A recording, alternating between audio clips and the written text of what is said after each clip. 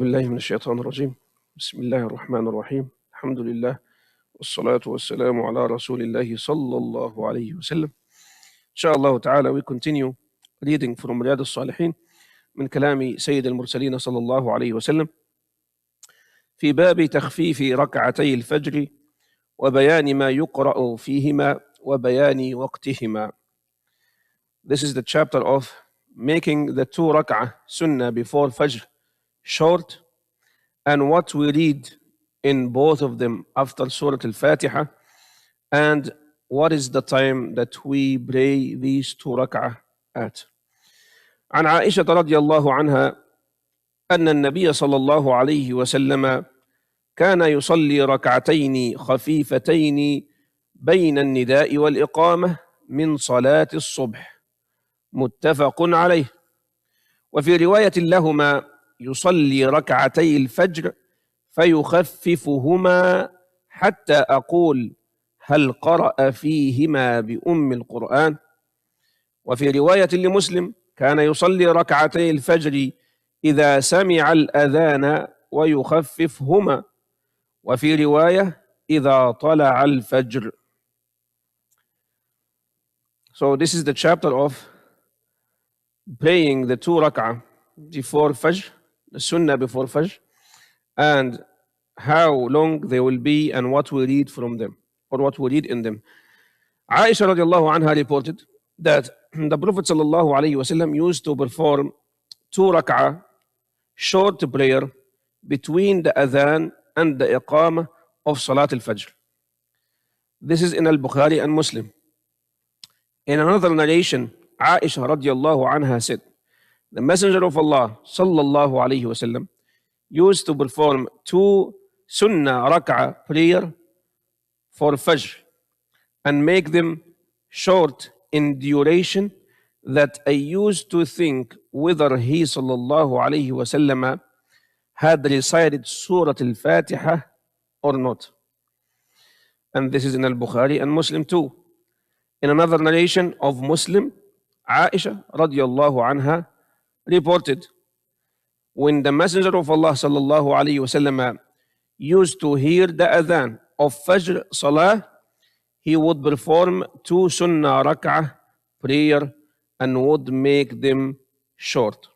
So in here we see that the Prophet sallallahu alayhi wasallam is emphasizing the 2 rak'ah sunnah before Fajr.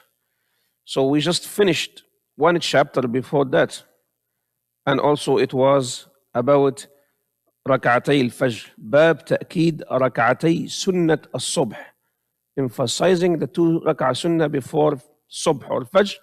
And this is another chapter, the way that the Prophet sallallahu alaihi wasallam used to pray these 2 rak'ah and what to read in them. And the last chapter we finished in Salat al-Fajr today, it ended with the hadith of Sayyidina Bilal radiallahu anhu that the Prophet sallallahu alayhi wasallam one day made these 2 rak'ah a little bit long.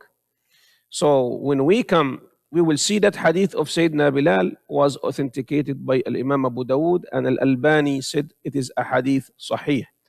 Then we come to the hadith in Al-Bukhari and Muslim. Sayyida Aisha radiallahu anha is saying the Prophet used to pray these rak'ah very short. So we can combine both ahadith that most of the time the Prophet sallallahu alayhi wasallam would pray the 2 rak'ah before Salat al-Fajr and make them short.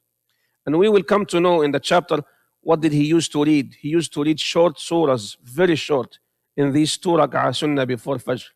And that time when Bilal said the Prophet prayed 2 rak'ah and the Prophet said it was long, this maybe it happened that time only, and the Prophet sallallahu alaihi wasallam was not doing this all the time.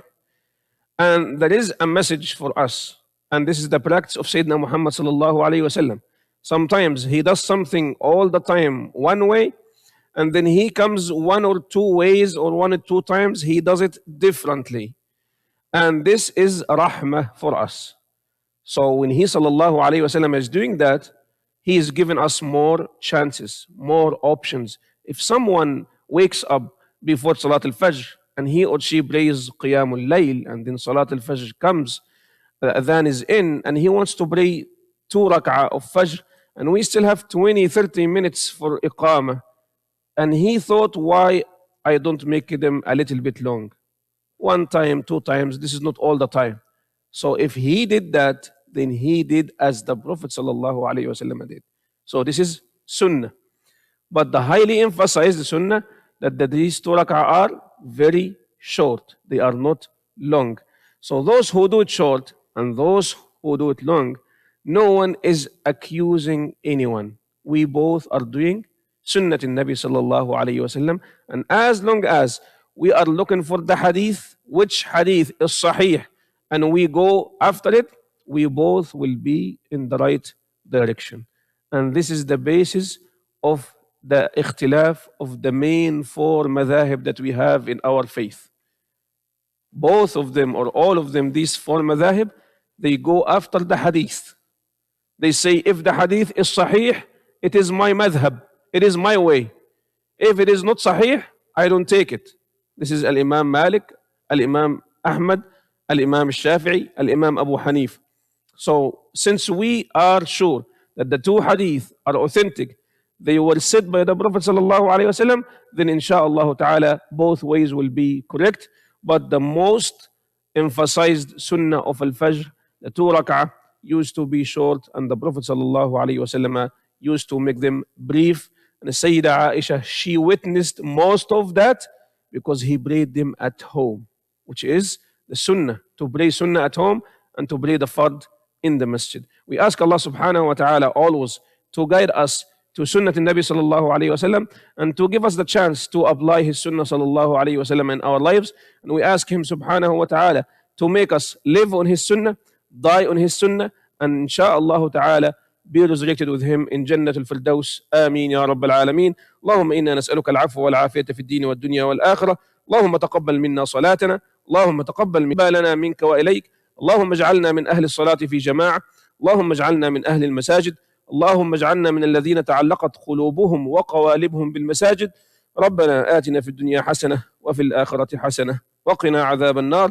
وصلى اللهم على سيدنا محمد النبي الأمي وعلى آله وصحبه وسلم. وجزاكم الله خير. بارك الله فيكم.